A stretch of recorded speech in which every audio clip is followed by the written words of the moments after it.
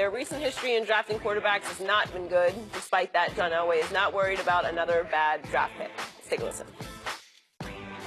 Believe me, I'm not done swinging and missing. So, look, misses don't bother me. We just got to figure out a way to get it right. So that's what we're working on.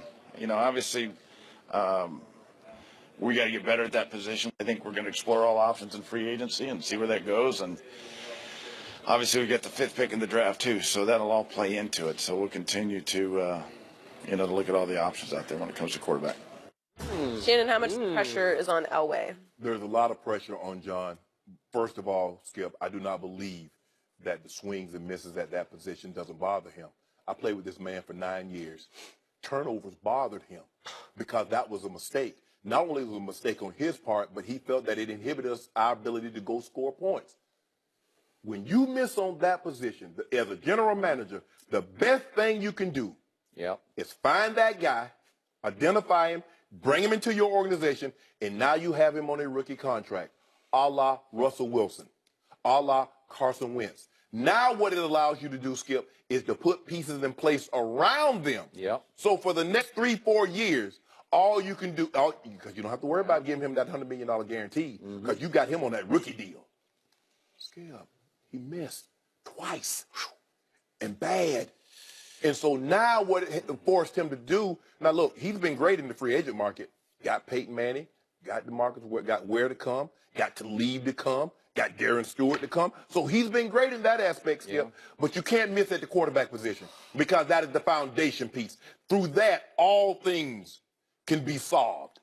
Can you say he missed 3 times? Because he did try Trevor Siemian as his 7th round pick. I don't even count Trevor Siemian because he was a 7th round draft pick. I'm talking about the 2nd round pick in Brock Osweiler and the 1st round pick in Paxton Lynch. 26th overall. So, though, I believe that bothers him, Skip, because guess what? Because you got to go back into the free agent market. You thought you had the guy with Brock. Well, clearly you knew you didn't have the guy because if you thought you had the guy in Brock, you would have matched that. First of all, Brock would have never become a free agent. Or if he did become a free agent, you'd have matched any offer that Houston threw at him. But you were very confident. Then you trade to get Paxton Lynch. If Paxton Lynch could not beat out a 7th round draft pick in Trevor Siemian, no matter. So at first you said, well, he knew the offense. Okay, fine. Now, same offense, they're starting from the same standing position. And Trevor Siemian was light years ahead of him in the preseason. So there was no question about that. I believe it does bother him because John Elway was an all-time great quarterback. The one thing you think he should be able to get right is what, Skip? That position. You would think. If I can't judge any other position, I should know a good tight end when I see one. And I do. Look at one. I look at one every day in the mirror. God, that boy, that shit sharp. That shit sharp with a hell of an idea, Skip. See, that's why you can't see past the end of your own nose. Skip, I understand it's hard. And a lot of all-time great players have a very tough time coaching and identifying talent. They do. The greatest basketball player in NBA history. I agree. He's the worst. And it's still not working. But Charlotte. But I do believe that John is disappointed and upset at the mistakes that he's made. Do I believe that he'll stop swinging? Absolutely not. Because even when he threw a couple of interceptions, he didn't stop throwing the ball. So I find this a fascinating phenomenon because John Elway obviously is beloved in Denver, Colorado. And you can argue will always be beloved. Absolutely. But if I'm a hardcore Bronco fan and I hear those words coming out of John's mouth, I'm going to swing and miss again. You know, like he's being a little frivolous about it, a little dismissive, a little flip about, I'll swing and miss again. You better not, because he's been swinging. If you look hard, and we don't have time to go through all of his draft picks, but he did. He picked Von Miller, and I give him that. His first 2 drafts are pretty good. He got Julius Thomas. I give him that. And he got Malik and Derek Wolfe. Okay, I give him those. Those are out of those first 2 drafts. Then you start looking at the next, 5, 6 after 17, 16. Look at it. Look hard at them, and you don't see a whole lot. Skip, but the 2011 was easy. Because if you didn't reach for a quarterback, you hit it out the park. because you go Von Miller, Yeah, Darius, I'll Pat be the Peterson. first to say I did not see this Von Miller at Texas A&M. I did, and I watched him a lot, and I didn't see him taking over games the way he started to take over games in Denver. So I give John high marks on that one. But I mean, Pat Peterson has been to 7 Pro Bowls. You had A.J. Green. You got Julio Jones. So if you didn't reach for a quarterback, Jake Locker, Blaine Gabbert, if you didn't reach for one of them, because Cam was the first pick, if you didn't reach for one of them, Skip, you hit it out the park. So all of a sudden, John Elway has to hope that Kirk Cousins, A, would choose Denver. If in fact, they're going to offer, and I assume they will. Yes. It's going to be an auction. Yes. And number 2, he better hope that Kirk Cousins is that franchise changer that you think that he is, that a lot of people think, and I don't. But whatever, we'll see about that. But it seems like most of their eggs are going to have to be in the Kirk Cousins basket because I don't think he wants to try after the first 4 quarterbacks are gone to try, unless he's going to trade up for one. But I doubt that he's going to do that. No.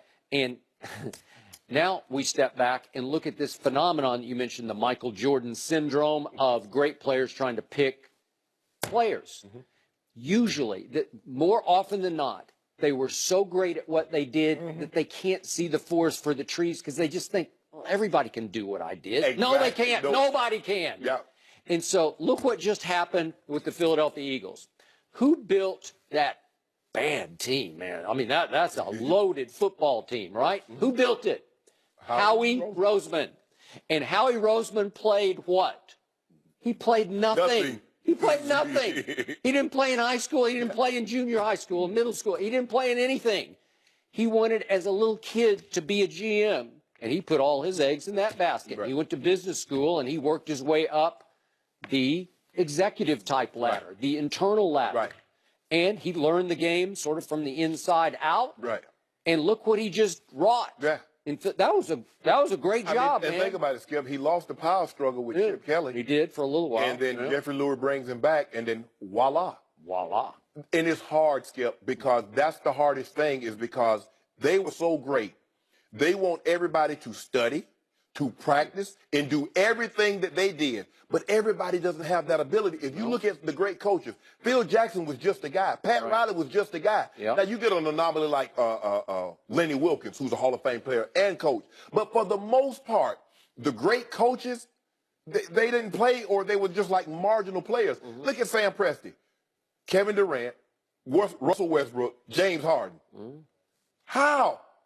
I mean, you draft 3 Hall of Fame, and just to think he once had all 3 of those guys in the absolute on his squad. Was Sam Presti a great player? No. No. I don't know. I don't even know if he even played. I don't know either. And let's look at my San Antonio Spurs, because that guy's made a lot of great picks with Ginobili and Parker and stealing Kawhi from Larry Bird. R.C. Buford, check his background out. He was a walk-on football player at Oklahoma State. A football player who couldn't play. Okay? So what did he know about that? Now, Ozzie is in the Hall of Fame. That worked. He worked. His first 2 picks was Jonathan Ogden and Ray Lewis. And then he got Ed Reed, Jamal Lewis, Terrell Suggs. He translated. And the thing is, Skip, and we're going to talk about this later, I asked Ozzie, I said, Ozzie, I mean, you look at these picks, look at your guys. I said, how do you do it? He said, I believe what my eyes tell me.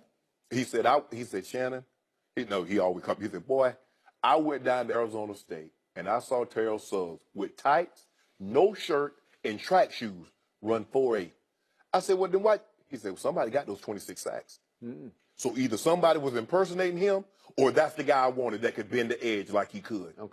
Terrell Suggs is going to go to the Hall of Fame. Like tape doesn't lie. It doesn't lie. It just doesn't lie. He says he believes what his eyes tell him. And there have been some great basketball players, starting with Jerry West, who was a really, he's the logo, obviously. But he translated. He could pick players as a great player. Maybe not like, he wasn't obviously an all-time top 10, but he was a really good player. He's for a long time. I mean, I think he's going. I mean, would you say he's at least top 20, Skip? I don't know. That's dicey. I think it'd be edge of. You know what? I think what happened, Skip? If he was better than 1-8 in NBA Finals, I think he would, because I think he lost his first 8 finals before he finally won one.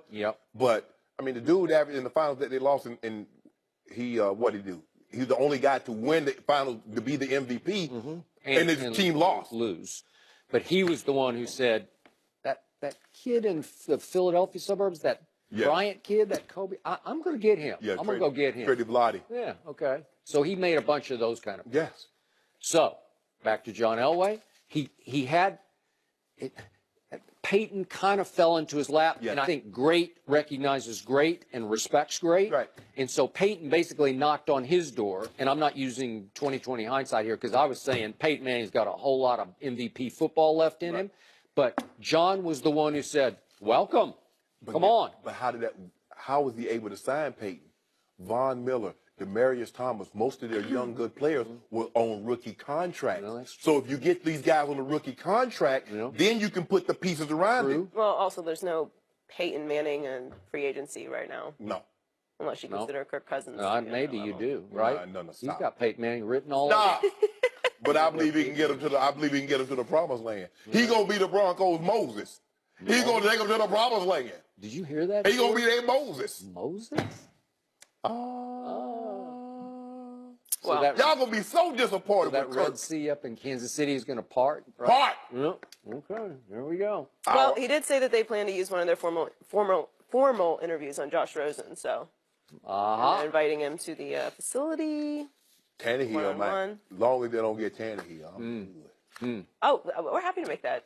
No, you ain't make that happen. Do that. No. Do that, and then we'll draft Baker Mayfield. We'll be good to go. The Cowboys mishandling Ezekiel Elliott. We'll discuss that next.